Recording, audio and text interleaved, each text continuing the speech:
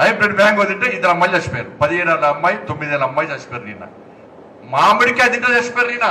మామిడికాయ తింటే అంటే ఇవాళ దేశంలో మామిడికాయ తినడానికి కూడా భయపడే పరిస్థితి వచ్చింది. అంతేందుకన్నా నేనే ఉదాహరణ.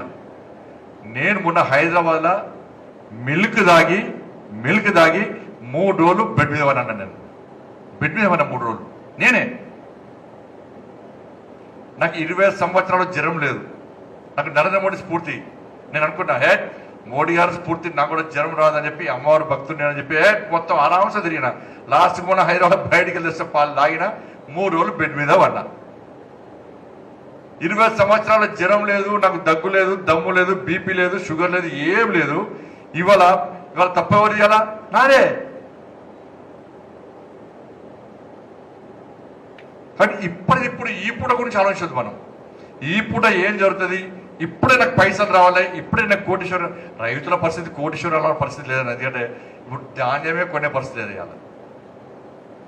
కాబట్టి సమస్యలు వస్తుంటాయి. ఆ సమస్యలను అధిగమించి భవిష్యత్తు గురించి ఆలోచించారు.